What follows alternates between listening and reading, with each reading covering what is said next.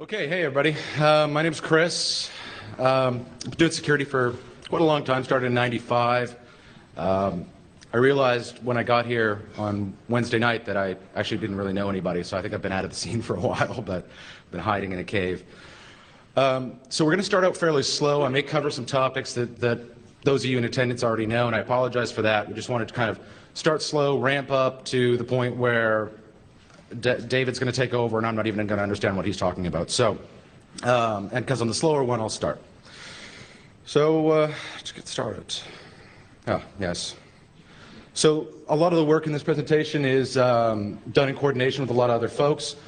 And this is people we'd like to thank.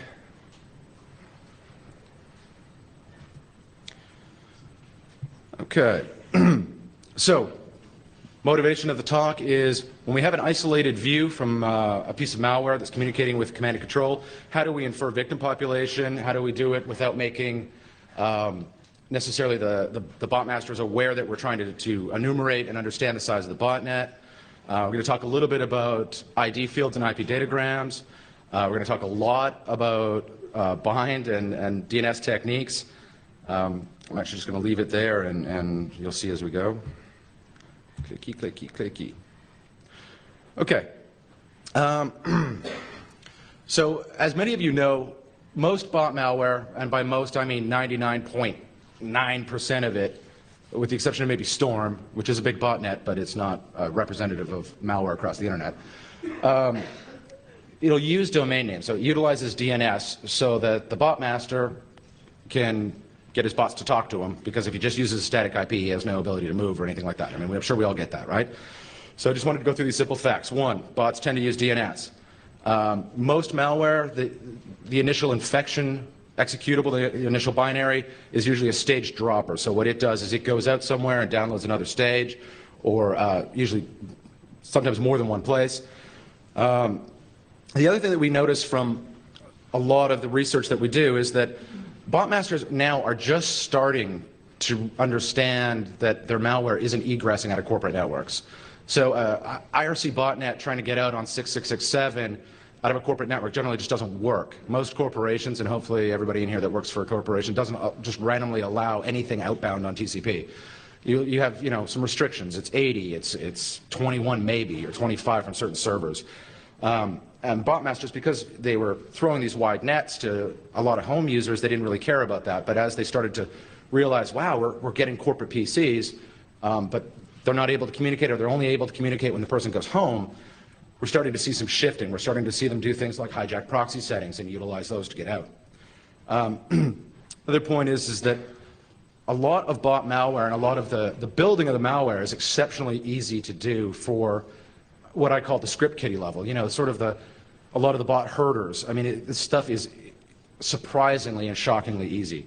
So I'm going to show you a couple of screenshots of some pretty common, what we call RATs, remote access Trojans, that we see a lot of smaller botnets built out of these things. And these are some of the build interfaces. The first one I'm showing you here is Poison Ivy. So you can see that it has the ability not only to say, okay, connect through an open internet proxy to get to CNC, but also to hijack the proxy settings. Essentially, just if it's NTLM authentication, it'll just pass the token to the server to authenticate, get out. Nicely, it also has an advanced tab, for the really advanced script kiddies. So you can inject the server into IE or Firefox or whatever it is. The cool part of Poison Ivy is actually that you can build it in shellcode. So you can say, hey, I actually want a C array of shellcode so that when it, for whatever type of attack they're using. But the next one is Shark, which is kind of cool. I don't know if you can see this very well. But Shark has got a lot of really neat built-in anti-sandboxing and anti-VM checks. And I know the Norman guys were here with a booth, so I feel bad that it particularly points out their sandbox. But, VMware and virtual PC, et cetera, et cetera, et cetera. So there's, it's so easy for these guys to not only to build these. I mean, it's just click, click, click, click, click, right? I just clicky, clicky, clicky, and then boom, I've got a bot. And that's fairly easy for the AV guys to write signatures for. However, Packers now are at the point where it's, again, just another GUI. So they just click, click, click, and then they browse to my executable I just created with Poisoniny or Bifroze or whatever. And yeah, I want to pack it, and bam, suddenly, virus total goes from 32 out of 32 to 1 out of 32 AVs detected. It's amazingly that fast. So, some more botnet facts. It used to be that, and by used to be, I don't mean that long ago, I mean, just a couple of years ago, that most botnets were IRC based. That was really where it started. And that became fairly easy for us to enumerate, right? You join the channel, you see what other guys are there, like, okay, that's the size of the botnet, great. I mean, there's a little more to it than that, but essentially, to do that quietly wasn't that much of a challenge. And obviously, IRC botnets are on the decline now because the bad guys know that they're only useful for certain things. So when we have a piece of malware that uses, say, HTTP to communicate with command and control, and we're not able to see any of the other victims. I mean, Storm is really nice in the sense that you can join the peer mesh and see the other peers, and the way that Storm's designed, if you do it right, all you're seeing is other Storm victims. So it becomes pretty easy to understand the scope and size of that botnet.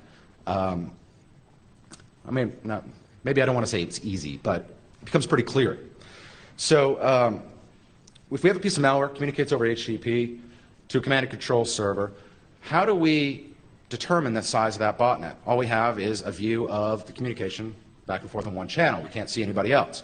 So that's where we started developing new ways to take a look at it from a global scale and try to see both via DNS that Dave's going to talk about and some of the stuff that my group at Damballa does when we're trying to determine if this was a directed attack against an enterprise or if this was just a wide throwing net and it's part of a huge botnet.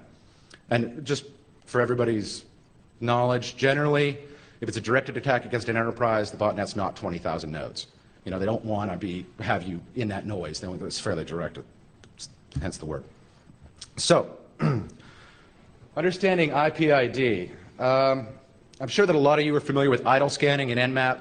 This is essentially exactly what it's the same thing. The ID field in an IP datagram globally, a lot of operating systems globally increment the ID field in a predictable way, usually by 1. So Windows, FreeBSD, some Linux variants, much less of the common ones nowadays, but 2.2 earlier, and a lot of other devices like print servers, webcams, etc., which are based on like FreeBSD stacks and that sort of thing, will increment their ID fields by 1. So what does that tell us? Well, if I go and send a SYN packet to a web server that's running FreeBSD or Windows, and it sends me a SYNAC, in the datagram on the SYNAC, there's an ID field, and let's say it's 20. And I wait 2 seconds, and I send it another one, and now it's 50. Well, I know it sent 30 packets between the first time I hit it and the second time I hit it, because it globally increments up to 65,535 and then rolls over to 1 again. So if we have a command and control or a dropper where we know that a particular piece of malware, one second, I want to see if I'm behind a slide before I keep going. Okay, so here's kind of a good example using hping of the IP-ID incrementation field. If you look where it says ID equals 25542 and 3 and 4 and 5 and 6, this is a very quiet server. Every time we hit it, there was no other packets that were sent. So I'm going to go back again. So if we know that a piece of malware is some, say, 25K in size, and we know MTU's 1500, but that never, you never actually get it it's never perfect, so the world isn't perfect. But if we take a couple of boxes set up by 4 or 5 boxes set up in different areas of the world, on different kinds of pipes, and we go and grab this malware, we can get a really good estimation of exactly how many packets that server is going to send on a drop, so anytime somebody goes and gets it. So let's assume that the malware is, on average, between 185 and 195 packets to deliver the secondary stage of the dropper. And let's assume that on a 1 megabit pipe, that takes about 3 seconds. So if we ping, for lack of a better word, TCP packets to the server over certain time epochs, we're able to start to see the spikes every time somebody downloads a piece of malware. And now, of course, you're not going to get accurate numbers. There's background noise. There's other things that come into consideration. What else is the server used for? It has to, for us to be really accurate, it has to be exclusively used only for dropping malware. And honestly, most servers that we look at aren't exclusively used for dropping malware, or exclusively used for CNC. They're usually used for some other things as well.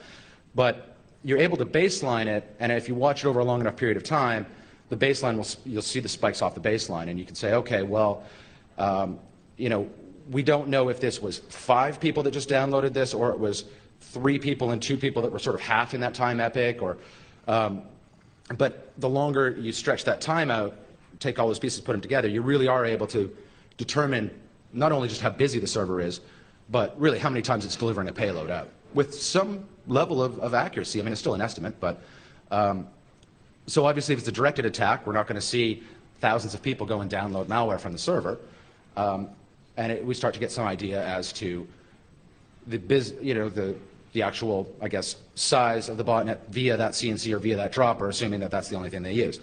What David's going to talk about is more of the global view beyond just looking at the CNC, and how do we determine how widespread it is around the world. Is it only in America? Is it only in Europe? It is really hot up here. I'm sweating. Sorry. Geographically, the location of the compromise or the infection rate and where it is globally can be telling of many things. Now, with IPID, we are able to guess at some of that stuff. So I can say, well, we know that the internet tends to be busier in America from 4 p.m. to 11 p.m. And at 11 p.m. people tend to go to bed. So we start to see that fall off, and then when people wake up in Europe or the UK or wherever, you can start to see the rates go back up again on the server just at the IPID rate. But it doesn't really give us a very good global view. So this is where Dave's going to talk about what we do for that. So I'm going to let you take over now. Okay. If I had another microphone, I'd jump in every now and again, but I'll just sit in a chair and yell. Tag team.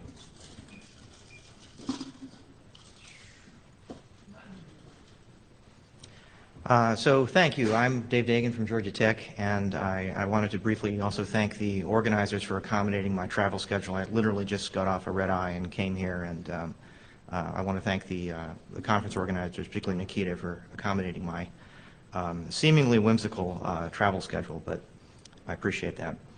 I want to talk about how you can use some of the existing DNS infrastructure to gain insights about not merely the relative, but the absolute numbers of victims that might be behind a particular bot infection.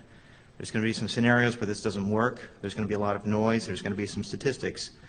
But I think you'll see the intuition, and you know, I hope you'll agree that there's some value in this.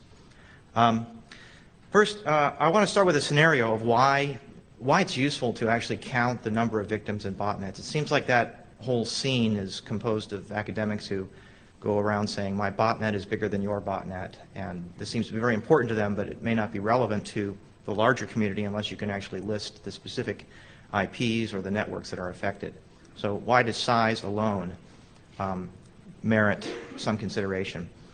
Well, the idea is that there is a confluence of a series of other mass infections that are going on the internet. About 80% of the spam that we've seen previously was sent by zombie networks. Now it's 90%. This is Joe Sansovay's numbers at Oregon, and the stuff I've seen is right on target with that. And the number of complaints, malware, phishing, and abuse that ISPs and other network operators have to handle is quite staggering.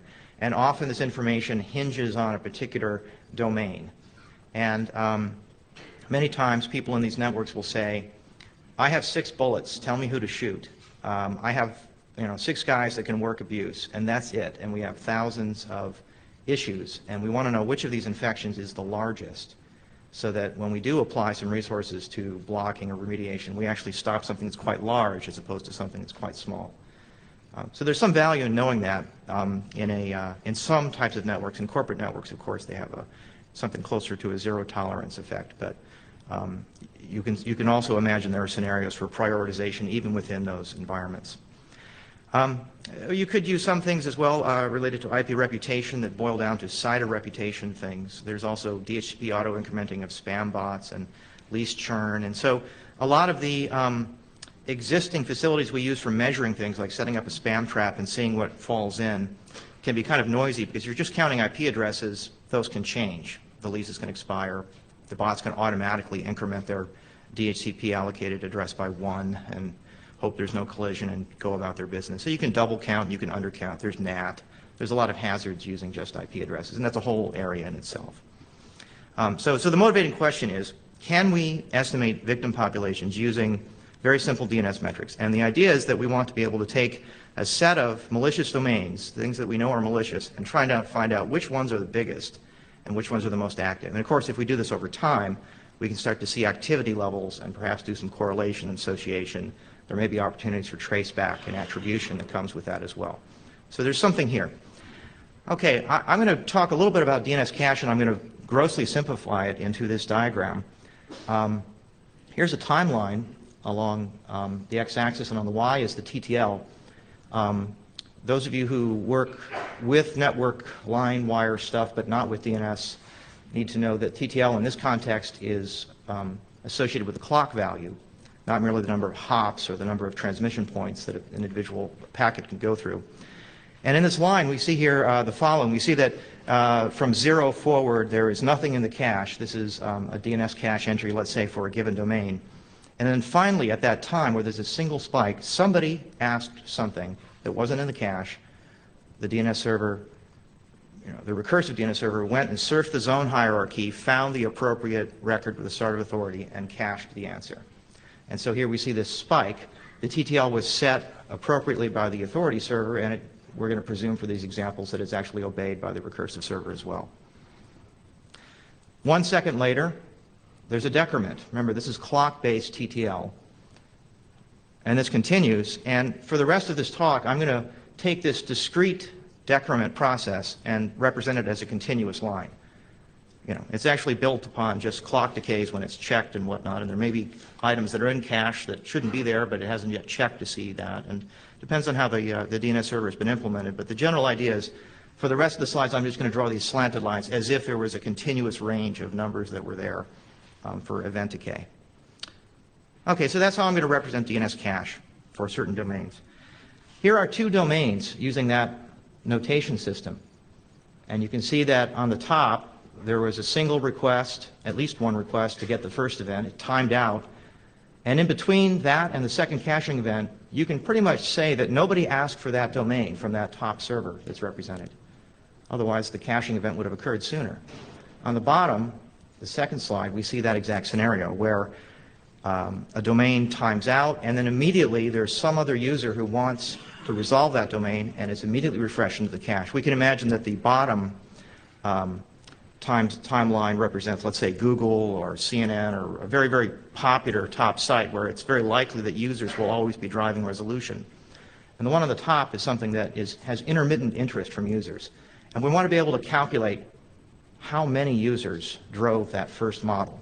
When it comes down to the bottom one, it could be one person, it could be 1 million people, right? If the distance between those truncates to 0, there's not a lot we can do besides saying that's a very popular website. We should look at the flows and get some clues. Well, I can extend this a little bit further, and you can imagine here that I have at point R on this diagram a little research node somewhere on the internet, and I can ask questions of DNS servers that have been configured in a particular way to answer these questions for me. I'll ask the questions iteratively so I don't trigger a caching lookup. In other words, I'll say that the recursion is not desired for this particular resolution. And that's the equivalent of saying to the DNS server, just tell me if you have it. Don't look it up if you don't have it. This original part of the protocol was done for diagnostic purposes, essentially, and it's remained intact. It's also quite common to see it in DNSBL infrastructure. So these 3 networks, of course, have different user experiences. You can see that the top one on the top left has nobody interested in this domain. Network number 2 has apparently a number of users that are interested in this. It might be an ISP. There might be a lot of infections there. Network number 3 has some intermittent interest in this. And we can speculate about why that is for the different types of networks, but our goal today is to count the actual numbers of people that were driving this. Okay, here's the problem. If I actually represent the DNS caching in this form, clearly at the very first time, the very first point where it's cached, there was one lookup. But how many after that? How many other queries were answered from the cache? I really can't say. It's not the case that if something is partially timed out and you ask again, the DNS server goes back and refreshes it. That would be wonderful. You could have all the information in the world about the numbers of users there. There might be some collisions and uncertainty, but that would be really rich information. We don't have that. So there might be, again, a lot or a little that are driving that. How can we figure out how many are underneath that particular shark fin that's there? Well, I'm going to make some assumptions that have to be true in order for what follows to have any validity. So there are two properties that I'm going to state that must be true about the particular domain that I'm interested in. The first is that the queries, perhaps driven by the bot or it could be by any user, are independent. And I'll describe what that means in a second. And the other is that the DNS cache queries follow a certain type of distribution, and the arrival of the uncached phases has a particular rate called lambda. And here lambda, you'll see this bandied about in the slides. It just means the birth process, the arrival rate, the number of events per epoch. So if I were to take one of those cache lines and count the number of times something had been refreshed, that would be my arrival rate for that.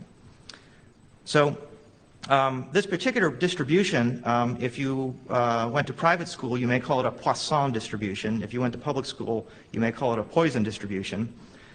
And it's kind of ironic to talk about a Poisson distribution in the context of a DNS inquiry. And so to avoid any confusion, you're going to hear me occasionally overpronounce it, just so you're aware of which one I'm talking about. I'm going to talk a little bit about DNS poisoning later. There's some kind of funny overlaps that occur. All right, these are my two assumptions. They have to be right, or else what follows really can't apply very well. Are they correct? Well, let's look at the first one. The first is that the inquiries of the bots have to be independent. Let's say you have two individual bots, and each of them does a DNS lookup and forces one of those cache events. I have to make sure that when I'm studying that what they're doing is actually independently driven.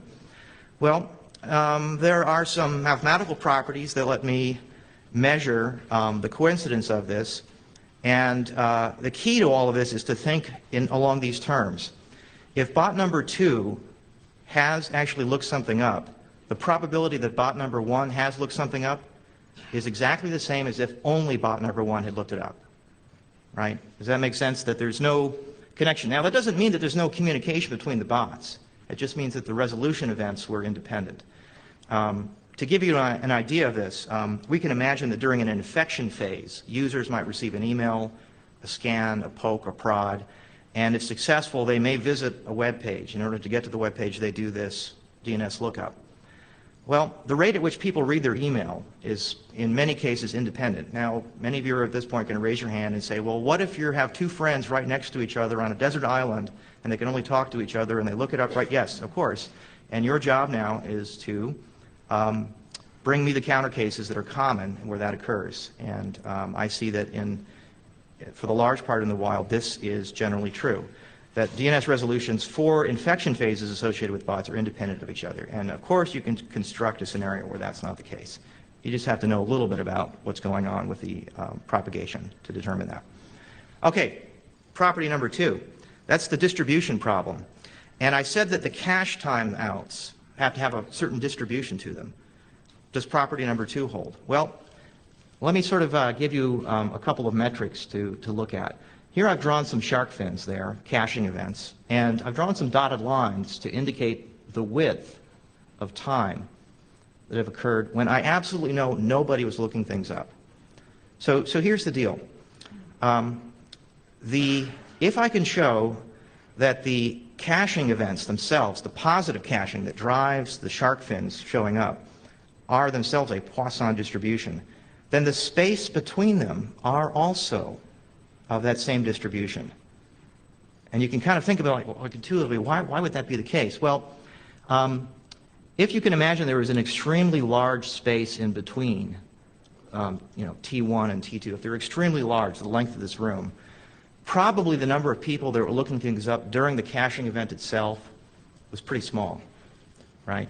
So in some way, we're kind of measuring the number of people who are asking something of the cache server and we're not able to see because of the caching property. They're below the cache and they're served from the cache line. We kind of measure that indirectly by measuring the distance between the timeout events. There's some signal there. There's also some noise. So as I said, this is sort of walking through that explanation I just gave you. I'll cut to the chase here. If I can show that there is a Poisson process for the inter-arrival times between those events, I've got it. I can show that the cache line idle periods have that distribution and my property holds. Okay, well there's three distributions. Again, if you went to public school, you probably got one of these or two or whatnot, but on the internet you get all of them, right? So the one that's most important is that inter-arrival times are independent with exponential distribution. In other words, the time between arrivals for people in a queue do have this independent and exponential property in most queuing systems, particularly telephony and network packet systems. And this is true of many large population systems where all of the actors are independent. This is just one of those mathematical properties that holds.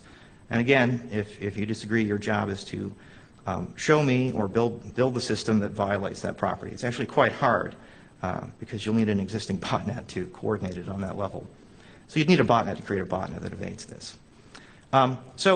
From there, if the cache lines are experiencing a independent and exponential idle period, it's straightforward to show what the populations are. There's actually, you can crack open a textbook and say, if I have a statistical distribution of this size and I know the rate of arrival, I can estimate the upper and lower bounds for n, the population value, just using properties of the estimated upper and lower bound for arrival divided by the arrival rate. And so this is a fairly straightforward calculation, and this also is where you come into a bad joke, because DNS poisoning itself also relies on the existence of a Poisson process. People who do a certain type of poisoning will do kind of what we're going to be doing, where we iteratively look at the existence of a cache that's about to time out, so they know when exactly to try and send their lottery tickets in that guess, the 2 to the 16th field. All right. There's more problems. I stated two assumptions, and I said I'll reason about this problem and show that there's probably some good mathematics behind it. But there's other hazards in just gathering data itself.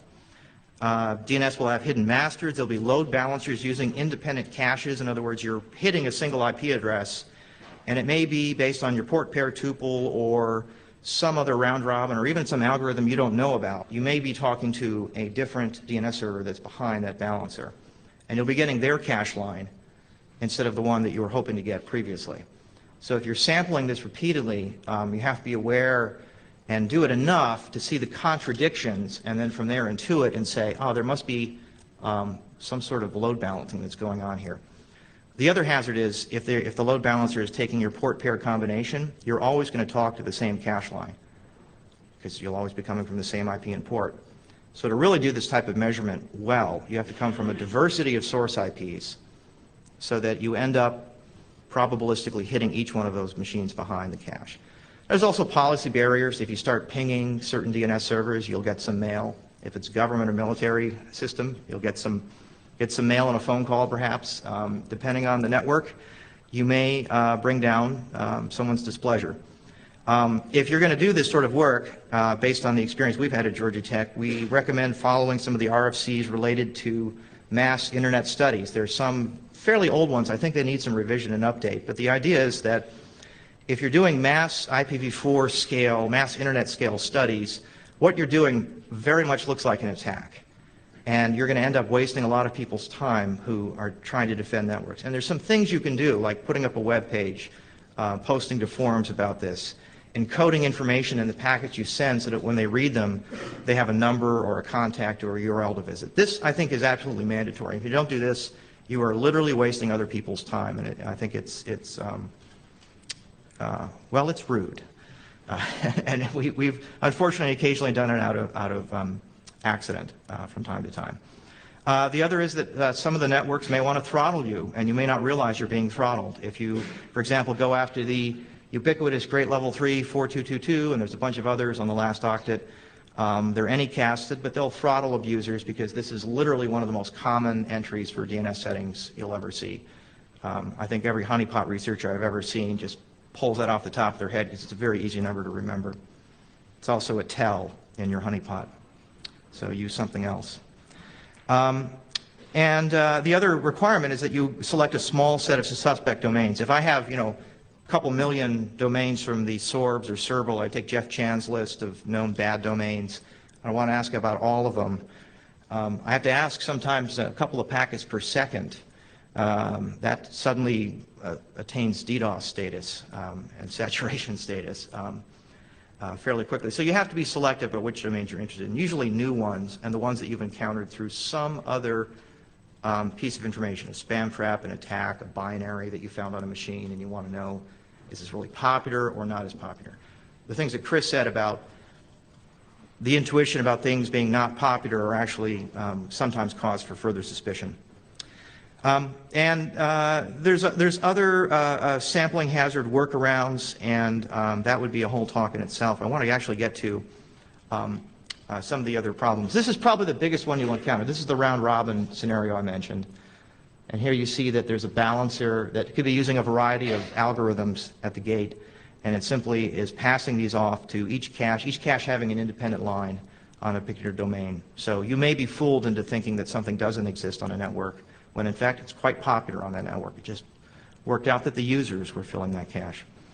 Don't lose hope, though. If it's extremely popular, all the caches will be full at some point. There's some probability theory that will show you that that's going to be the case.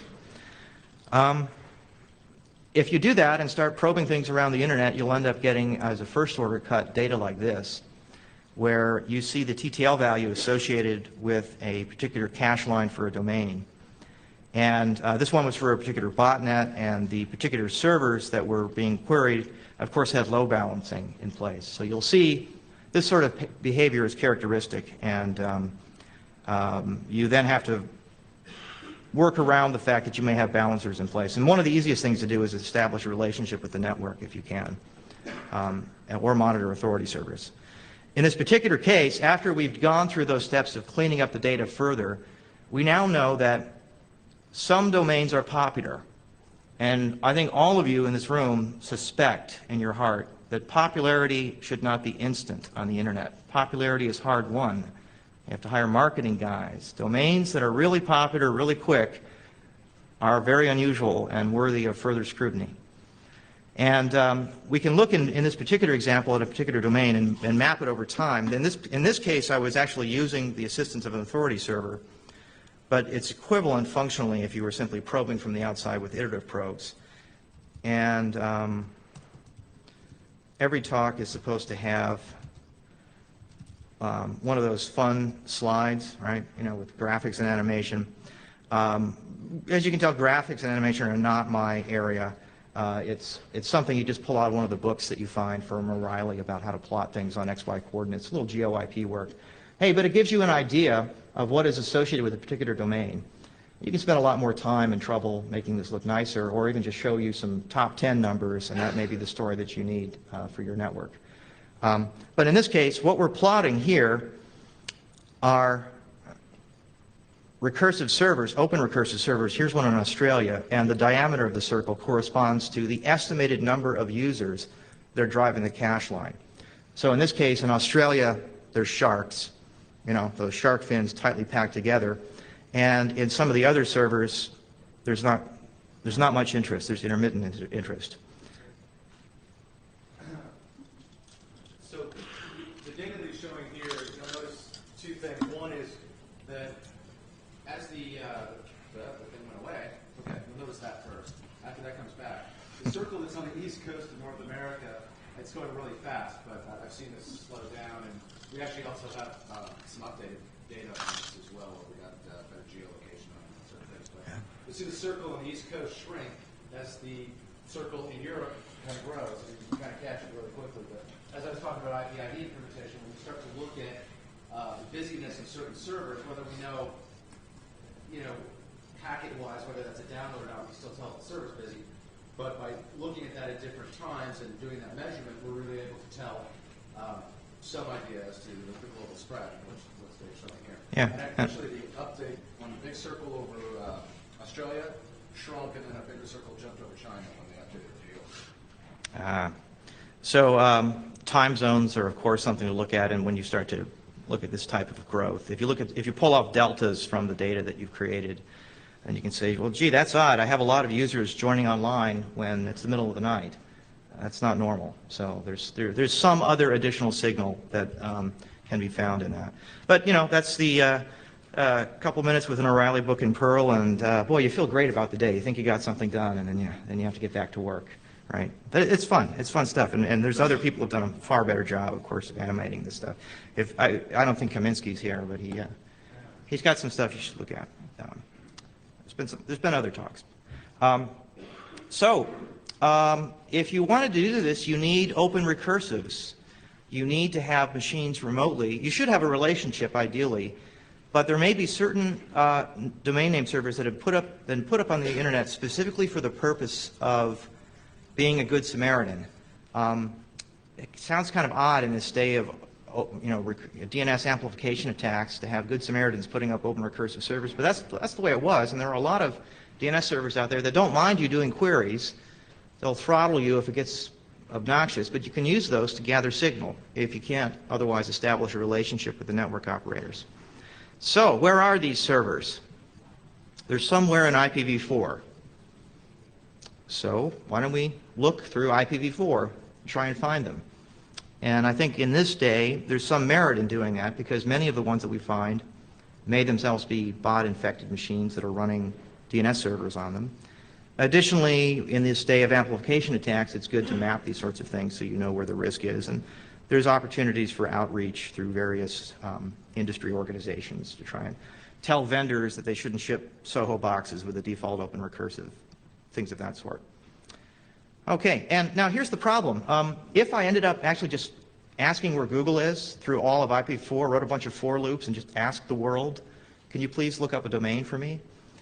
There'd be a lot of answers I get back that I don't really want in my data set. In this modern era, this is the case. First, there's a lot of DNS monetization that's going on where people are providing, this is a controversial term, but incorrect non-spec answers. And they're doing this for the purposes of sending people not to the domain you're looking for, but to, let's say, an advertising, a parked page, or even a proxy site that may strip the ads and replace them with their own.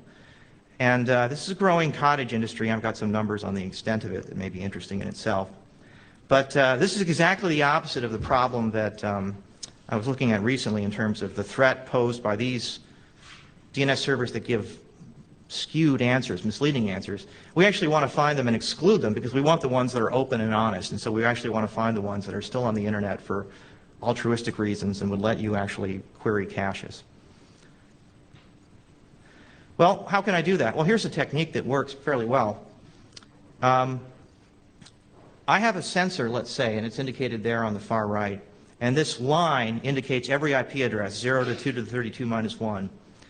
Of course, there's non-routable, there's bogons, there's addresses you should never scan, but let's just, for the purpose of this introduction, think that I was going to send a packet to every one of them. Well, if I asked them where Google was, probably they already looked up Google. So maybe I could ask for a domain that's kind of uncommon. Maybe I could buy a domain that's really uncommon. But as soon as I start asking for it across all of IPv4, that's going to be a pretty popular domain. It might show up in some cache lines. I might encounter machines that are using the same cache that I had just populated by a previous address in the CIDR. So I need to make sure that every question I ask of every IP address is unique. So I need, about 4 billion unique domain names. Well, that would cost you a lot of money if you bought each one individually. But what I can do is I can set up a domain and I can have child domains, to the left of the dot, and I'll do something clever along the lines of making sure that each IP address gets a unique value. I could just come up with a numbering system, 0 to 4 billion or so.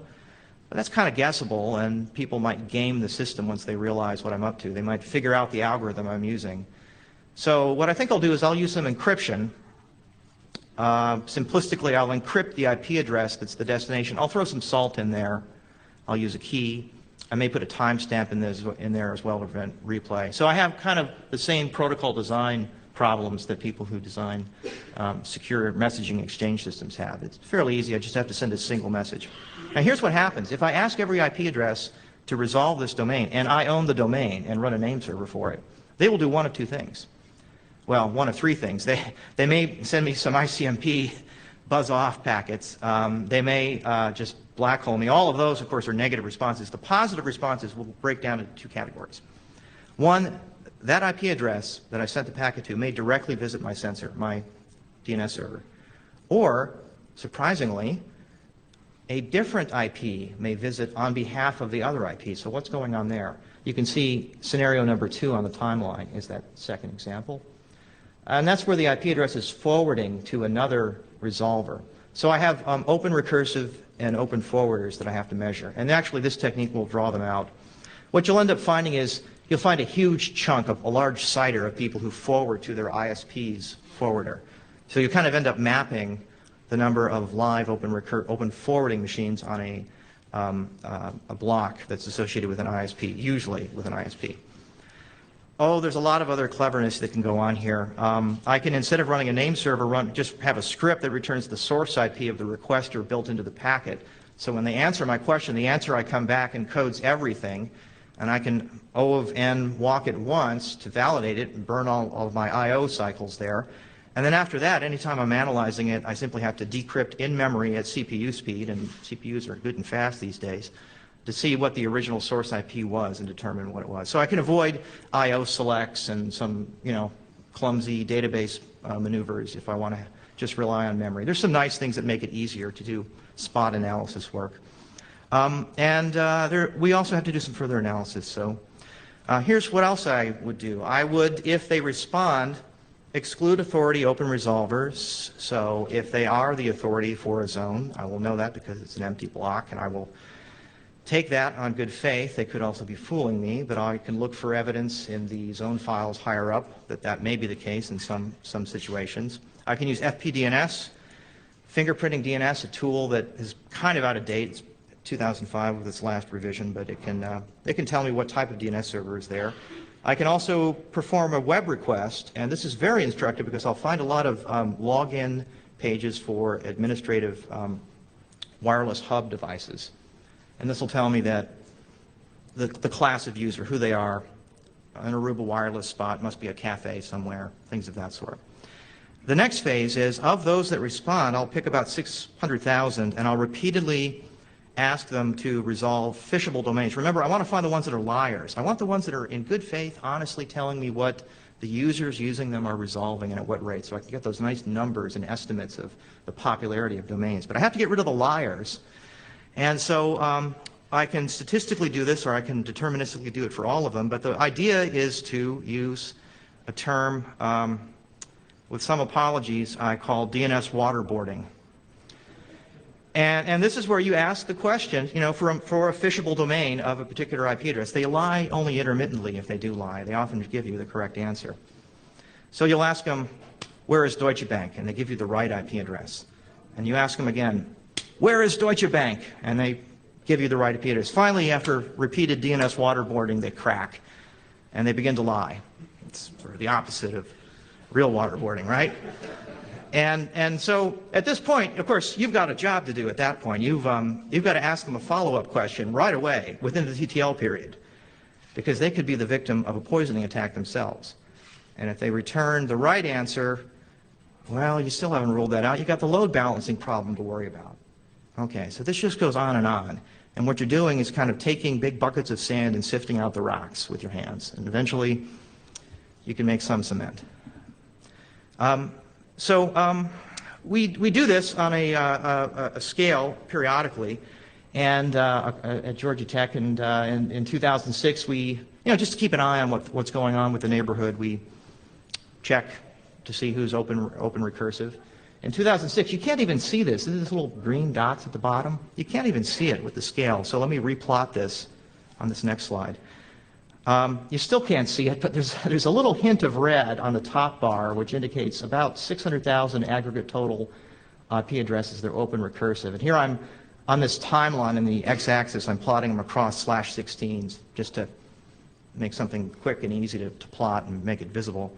And in 2007, a little more than a year later, we found about 17 million. So we had 600,000 up to 17 million across sweeps of IPv4. These were just 2 data points, but they're day and night. And if you ask the DNS vendors, they didn't have a bumper crop and sell tens of millions of DNS servers that they decided to misconfigure and make open recursive. There was a lot of SOHO devices and DSL routers that have some discount DNS device in it that sometimes is open recursive, but there's a lot of other things that are going on in this data. And we want to exclude the ones that are lying. We want to find the ones that are open recursive and are honest and good.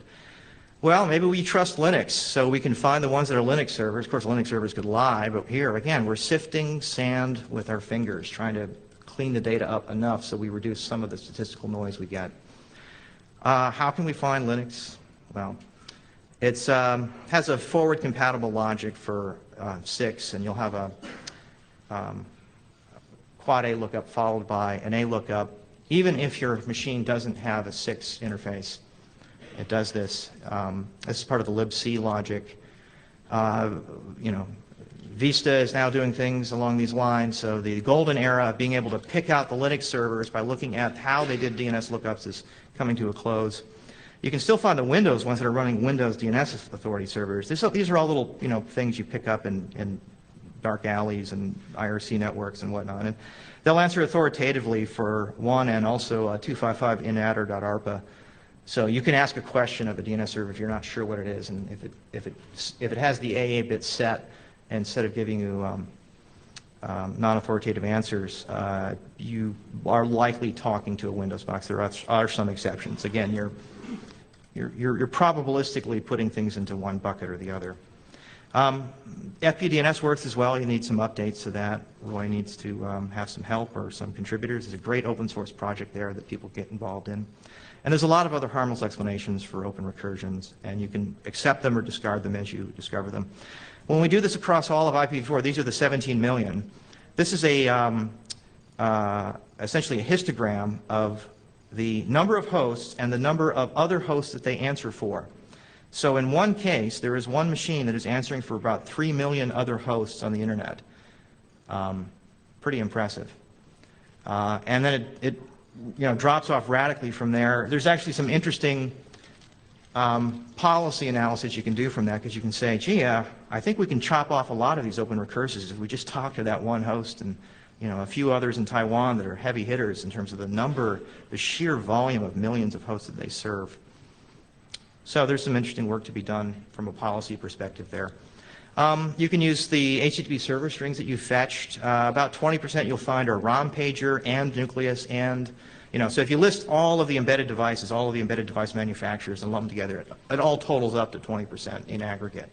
So these are, printers, open, recursive, SOHO boxes, things of that sort. You can explain some of that behavior. And maybe you don't want to bother asking them because, if you're doing a study of mass internet health, what's happening in Mrs. Jones' living room is not of interest. It's not of public health interest. She has, 2, 3 computers at most.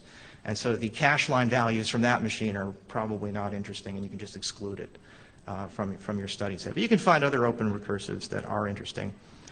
We did this in a recent paper at NDSS that used this methodology of DNS waterboarding for phishable domains. And we found about 2.4% answered technically incorrect, and that's a controversial term that across the wider internet is about 300,000, a third of a million more or less. Depends on the diurnal phase, time of day when you ask these questions, because some of the machines are not online. DNS servers not online at night, not a good sign. But 0.4% were outright malicious, and this extrapolates to about 68,000, and in our subsequent sweeps we've actually been getting close to that number in direct hand-to-hand measurement. Many of these sites, of course, that we visited were proxied. I mean, our intention here is not to, worry about this problem. We've separately worried about that in another paper. You can read about it there. What we want to do in this context is say, all right, that was the glass half empty problem. What about the glass half full? There are actually a lot of good DNS servers out there providing truthful, honest, faithful, prompt service with a smile, and we want to use them to do this cache inspection study so we can, look at the inexplicably popular domains that pop up. So in any event, we use this technique or others along those lines to remove those from our study. There's some rather actually interesting problems just in that space where, it's kind of fun to take your machine, take a honeypot, and go ahead and just set your DNS server to point to this machine that intermittently lies, and just just go for a drive on the internet and see what the internet looks like. And here's an example of Google's homepage. Unfortunately, the machine really shrunk it down. So let me see if I can't see if Vic is home. Vic Tim. All right, so this may be a little more legible. Apologize for the resolution. But this is Google's page when you set your DNS server to be one of these remote servers that intermittently lies. The internet takes on a horribly different flavor to it. Ads are swapped out. I didn't know that Google's business model now includes letting you download video codecs and whatnot. Oh, actually, I shouldn't have clicked there. The wireless is kind of busted in this room. But in any event, if you're looking for malware and interesting things, that's just a great way to go fishing for the afternoon. Just start crawling and you'll find stuff. So clearly there's some other signal in there that's interesting and fun for researchers, but again, what we want to do is exclude them because we want to identify what's left over as probably honest, well-intentioned DNS servers that we can ask this little iterative query of and build those little shark fin diagrams in a database and then start to cull the top X for popular domains. And then when someone calls and says, what's the worst botnet? I got 6 guys with 5 hours to kill. Who do I shoot today? You have an answer at hand for them. Or if you're looking at a piece of binary that showed up on your network and you want to know, am I just part of some random victim on a very large, expansive botnet, or is this something that came to me not by accident? And you can not answer that completely, but you can start to get a better gut feeling by having that evidence in hand about, has anyone else found this particular binary? So the model I presented has, with safe assumptions, some other data acquisition problems that are quite challenging, but they involve a lot of extra work to work around caching and round robining. Those can be overcome, and really the most expedient way is to establish a relationship with have these DNS caches. There are projects like this on the internet. And again, my last cautionary point is, in addition to gathering garbage data, you will generate a lot of IDS alerts and email and waste a lot of well-intentioned people's time. And you know, sometimes the abuse emails you'll get from them may seem funny or ridiculous or uninformed, but really we were all there at one point in our lives, and you should actually, if you're going to do this sort of study, read closely into some of the RFCs and think about how you can better tell people what you're up to with this type of project. So if they see your traffic, they can block you if they don't want you anymore, or understand that you're not a hostile threat. And just as a cautionary note, don't even bother checking the military or government prefixes for this type of data. They're fairly well locked down. So I don't see our timekeeper, and I don't have a clear sense of what. 20 minutes. Wow. So we cut too many slides. Yeah. Here, jump in. Here. Tag team. Yeah. Okay. All right. Thanks, Dave. So one of the things that initially when we were putting the talk together, I had a bunch of stuff that I wanted to talk about that certain people in my company kind of were like, no, can't talk about that, because there's certain things that we do that, although me as a security guy, I'm all like, whoa, I want to talk about it, and well, apparently I guess they're business stuff that I don't understand. So what I wanted to do was just tell some stories about some of the stuff that we've seen without giving away too much detail on some of I guess the trade secrets. So unfortunately I don't have slides for this, but anybody here familiar with a botnet called Zlob? Anybody heard of it? Everyone's hand should go up. Yeah, okay. So Zlob is run by, I want to say this for sure, but it appears to be run by the RBN, the Russian business network, which I'm sure most people have heard of if you've ever done any reading on malware whatsoever. The interesting thing about Zlob, though, and this is something that I would pose to the room to think about, is that it's massive. It's spinning up, getting bigger and bigger and bigger, and it doesn't do anything. So, and I'm going to explain how it works. Essentially what they've done is they've gone and registered 9,500 domains, all separate domains. It's actually closer to 10,000 now. And they're all porn sites, like every porn type of domain you can imagine. And it creates this ring. of sites. It's 11,000 sites. And they enter into traffic sharing arrangements with legitimate porn sites. You know, you go to your, well, I don't know where you go, but where you guys go, I know where I go, you know? So everybody's got their own thing. I don't want to step on anybody. Yeah. I know you like nurses, though. I saw, yeah, right. So they want to cover all the kinks, right? So they create this big circle of domains, this, 10,000 domains, and they go into these traffic sharing arrangements with legitimate sites, so that they'll try to get hits off of legitimate websites into that ring. And what that ring does is feed down to another smaller ring of about 30 domains. So you go to the 11,000 domains and you see this really nice template of whatever your kink is, and you're like, ooh, I like that, click.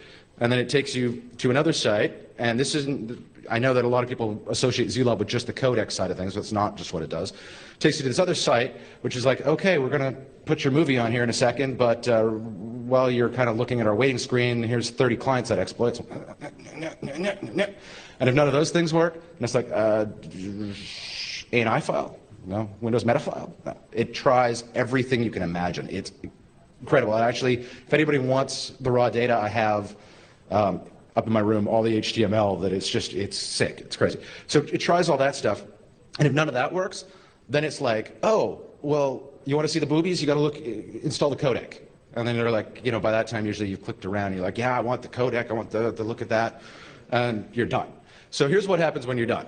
Your computer's either compromised via client-side exploit or compromised because you click too much. You're done. But what happens is it communicates to command and control and gets an instruction to go browse another porn site. Not in your browser, though, just like port 80 connect, just a GET request to a website, totally back in, don't see anything, with a referrer ID to their 11,000 sites, one of those 11,000 sites. And so it goes to a legitimate site and pretends to click around with that referrer ID. And then when it's done, it goes back to command and control and says, what's my next site? And just goes and does it again on a different site, over and over and over and over and over again. That's it. That's all this thing does. So what it does is it builds up this traffic, their traffic ranking. It builds up their ranking on the legit sites so that if you are surfing legitimate porn, this always sounds weird to say, but if you're surfing legitimate porn, it's really prevalent on the page. And you're like, wow, I like nurses. And you click it, and boom, you're Zlab, right? So what I want to pose to the room, not so much about the porn stuff, is that why? So they've got this huge botnet that they just keep spinning up, and all they're doing is utilizing it to make the botnet bigger, which is fine, that makes sense. But that's it. It's just and we see this not just with Zlab. Really what does Storm do outside of spam? And spam itself. Hey, get the latest Valentine e-card, or get the Happy New Year e-card, or, oh, here's a stock. Okay. Get the, so every now and again it'll get rented out for like a day, but other than that, it just keeps building. So you've got to start to think to yourself, at least I know if I was Dan Kaminsky, I would think that they're going to kill me, like the whole world's just, but why do you build up this huge botnet and then just sort of leave it there? So that's one thing that, if you guys have insight into the way the RBN is thinking, what they're trying to do with that, I would be very happy to hear that. Oh, hey, great. But following into the slide we're talking about how they have multi-stage downloads, is that starting with the bots that would say they would have a multi-stage download, but that this next stage was only up for like 15 minutes. There's I can't remember the name of it. There was one that was like last year that was really big that like it would be like 1 million initial hits, and then only 10% of them would manage to get to the website before the next stage of the website was shut down. And because basically it was up to like 15 minutes, like they're all looking to get to that website, but basically like if you didn't get there at the right time, like if you didn't get there in the first 15 minutes, you weren't going to find out what the next website was. And if you did get there, you go to a next one, and then basically only like 10% of those would get to the next one. So they were filtering out their own botnet, is what you're saying? Basically, they were filtering their botnets to make sure that basically it was sort of a race so that the antivirus people that were monitoring them at some point in the train of like 20 different URLs is that they would lose the train. They would lose the train. And they would not know where the last of the bots are. Interesting. And then, but then they would basically then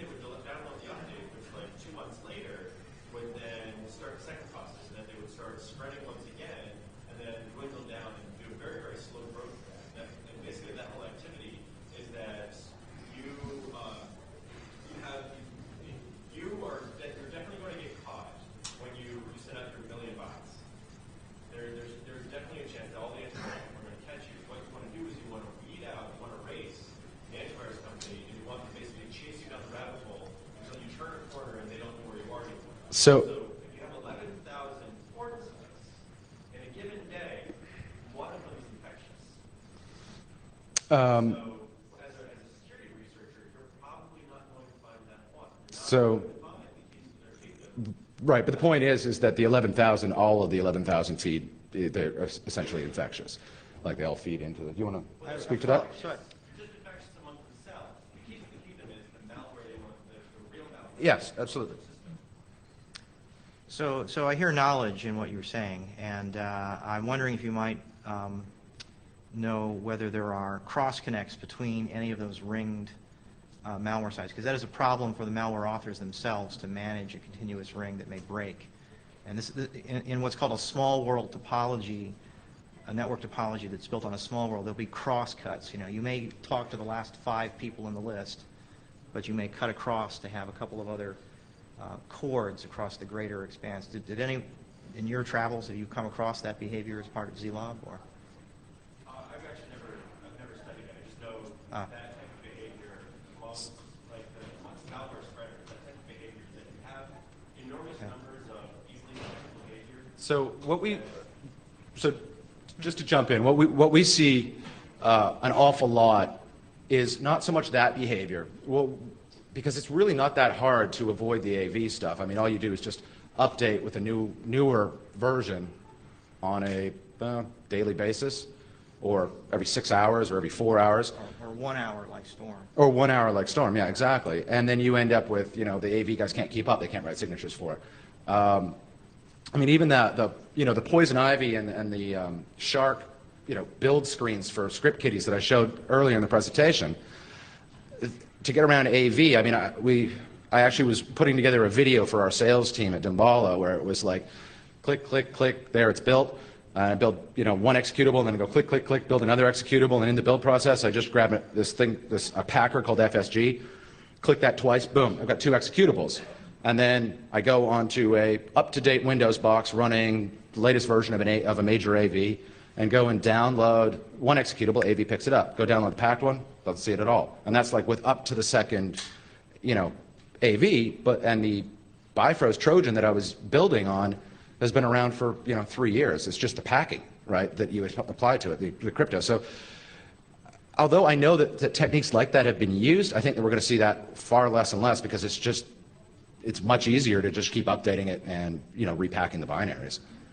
Yeah, but that technique does not have the kind of time frame that real professionals would like. Like all the virus writers who do those particular techniques really get updated once an hour and they go out.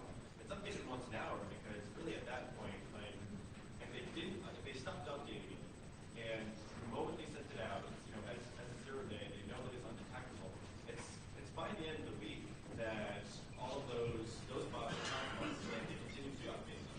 If you can almost ensure that you're not going to get caught, that if you know that you have, you might have 10% of the victims, but you'll have 10 times the sustainment of those infections, that's what you're looking for. Right. I'd like to talk to you more, but I just want to let anybody else that's got a question. So, go ahead. I remember a few months ago, there was some speculation that when Storm went Zora encrypted, and then there were started to be these separate peer-to-peer segments. I forget who it was. There were a number of blogs that started to speculate that they might be basically creating these very small segments of the botnet to sell off as like virtual spamming appliances. I don't know if you ever heard. Yeah. So. That. It kind of just dissipated. We heard a lot about it because we had a lot of media calling us and saying, hey, people are saying this, people are saying that. And to be honest, we never saw segmentation of Storm like that. We did see encryption. I mean, they went to a 40-byte key? Something? So, if I might jump in on Yeah, it. So, I think that's what we do when we look at botnets is come up with these ideas to explain behavior. And sometimes what the behavior we're witnessing is a secondary behavior. It's a byproduct of what really was done. And Joe Stewart, the author of the original originator of that idea, I think he's right in the sense that it does create a capability, a potential to be segmented. What a nice new feature that maybe the botmaster didn't intend, but they now have. It's certainly valid to say it's now part of the network if they change the keys and create segmented forms. But The ability to rent it out intermittently, apparently there may be some honor amongst the renters. That's a management problem that perhaps yet the bot masters haven't encountered when they go to their verticals and sell it off to spammers.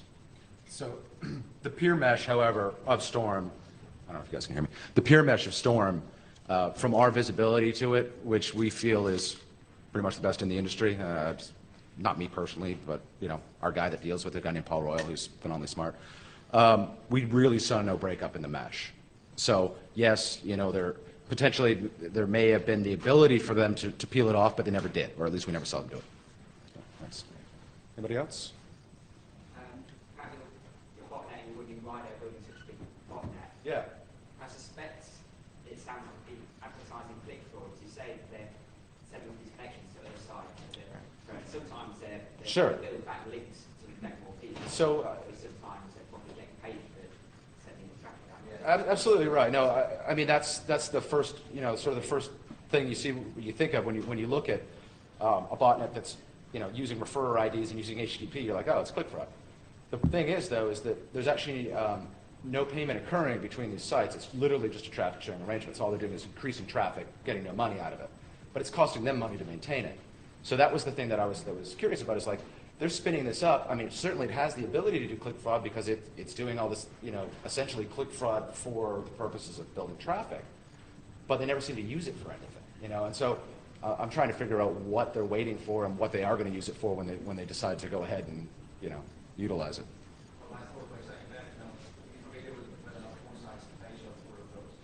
Yeah.